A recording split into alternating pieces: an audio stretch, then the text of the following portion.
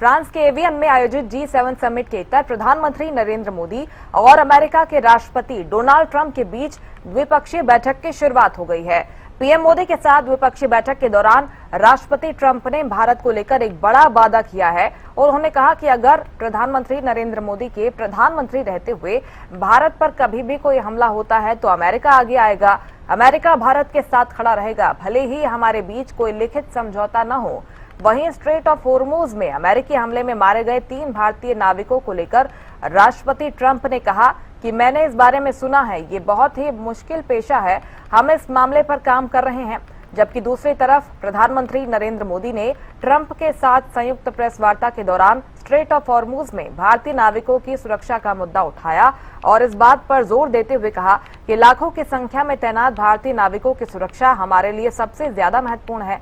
उन्होंने उम्मीद जताई है कि अमेरिका और ईरान के बीच प्रस्तावित शांति समझौते में नाविकों की सुरक्षा के मुद्दे पर भी विशेष रूप से ध्यान दिया जाएगा। G7 समिट के बीच प्रधानमंत्री नरेंद्र मोदी और अमेरिका के राष्ट्रपति डोनाल्ड ट्रंप की ये बैठक हुई है। बहुप्रतीक्षित बैठक हुई है। डोनाल्ड ट्रंप ने भारत को अपना अच्छा दोस्त इस दौरान बताया। पीएम मोदी ने पश्चिमी एशिया में शांति का मुद्दा भी इस दौरान उठाया है। इसके साथ ही होर्मुज और भारतीय नाविकों की सुरक्षा का मुद्दा भी उन्होंने उठाया। G7 समिट के बीच पीएम मोदी और अमेरिकी राष्ट्रपति की बैठक की तस्वीरें सामने आई हैं। फ्रांस पहुंचे हुए हैं प्रधानमंत्री नरेंद्र मोदी, जहां पर G7 शिखर सम्मेलन का आयोजन किया गया है। इस बीच आज ये बैठक होनी थी प्रधानमंत्री नरेंद्र मोदी और अमेरिका के राष्ट्रपति डोनाल्ड ट्रंप के बीच में। बैठक संपन्न हो गई है और इस दौरान प्रधानमंत्री नरेंद्र मोदी ने भारतीय नाविकों पर हुए हमले का मुद्दा भी उठाया।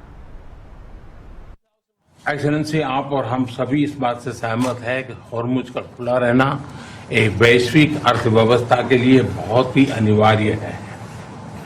Mr. President, you and I agree that keeping the Strait of Hormuz open is vital for the global economy.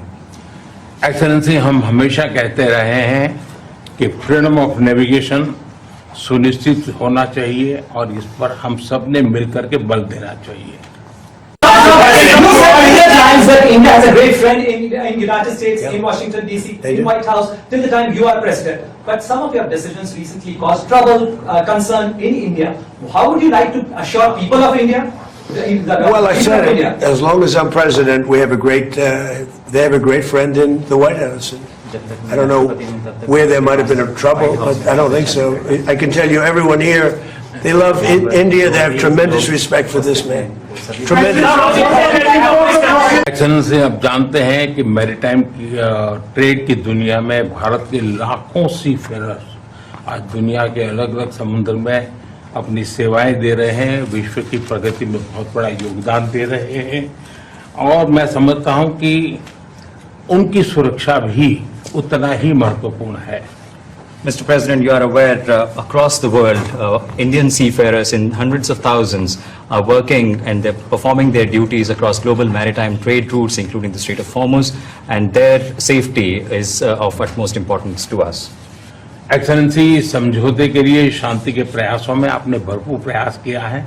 मुझे पूरा विश्वास है कि समझौते में सीफेरर की सुरक्षा भी सुनिश्चित होगी और उसको प्राथमिकता मिलेगी।